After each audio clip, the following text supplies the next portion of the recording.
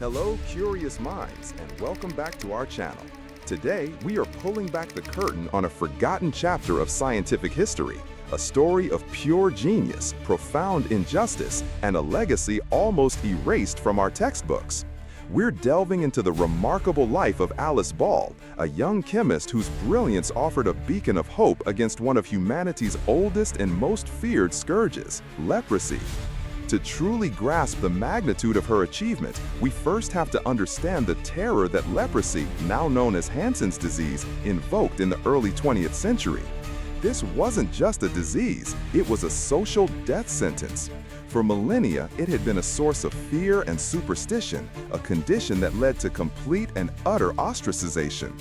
Victims suffered from progressive, disfiguring skin sores, nerve damage that led to a loss of sensation and muscle weakness.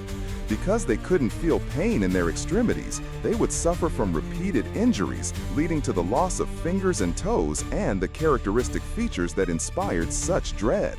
The social consequences were in many ways even worse than the physical symptoms.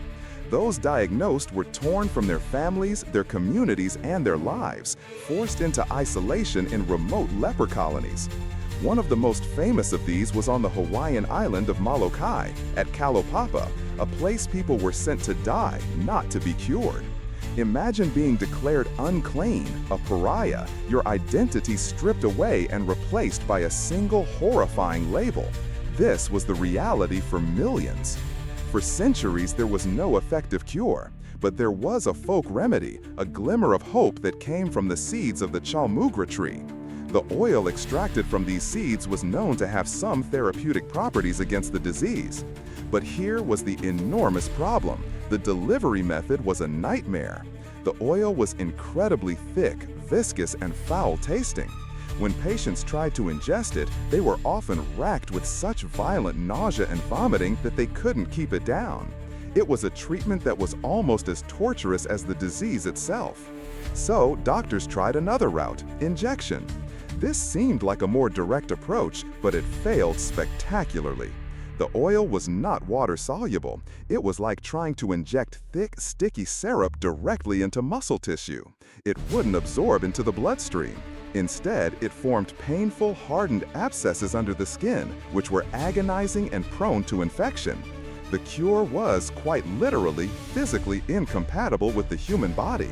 It was a locked door, and chaulmoogra oil was a key made of clay. It had the right shape, but it shattered every time you tried to use it. Into this world of medical despair steps our hero, Alice Augusta Ball. Born in Seattle in 1892 to a well-respected middle-class African-American family, Alice was surrounded by ambition and intellect from a young age. Her grandfather was a renowned photographer, and her family valued education above all else. Alice excelled, earning not one but 2 bachelor's degrees from the University of Washington, one in pharmaceutical chemistry and another in pharmacy.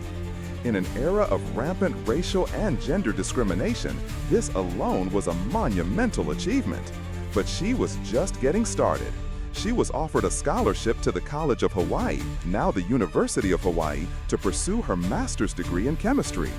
In 1915, she broke through yet another barrier, becoming the first woman and the first African American to graduate with a master's in chemistry from the institution.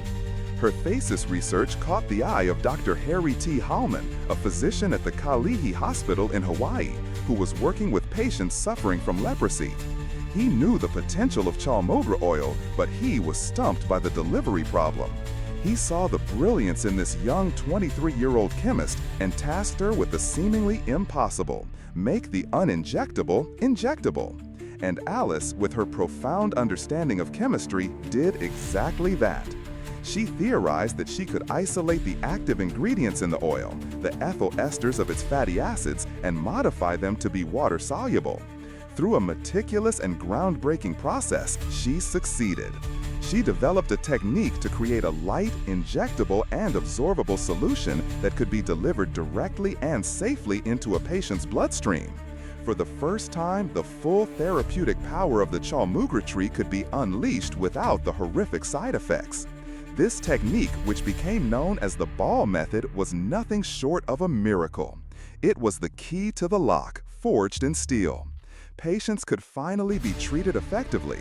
For the first time in history, there was a reliable treatment that could reverse the symptoms of leprosy, allowing people to be discharged from hospitals and colonies to return to their families to reclaim their lives. But this story takes a deeply tragic and infuriating turn. Just as her discovery was beginning to change the world, Alice fell ill. She returned to Seattle for treatment and died in 1916 at the age of just 24. She never got to publish her revolutionary findings. And in her absence, a man named Arthur Dean, a chemist who had become the president of the University of Hawaii, simply took her work.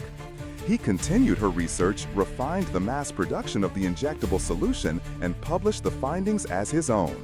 He never mentioned Alice Ball's name. He called it the Dean method, and for decades, the world celebrated him for the breakthrough. The Dean method became the standard treatment for leprosy for nearly 30 years, saving countless lives, all while the true inventor, a brilliant young black woman, was systematically erased from history.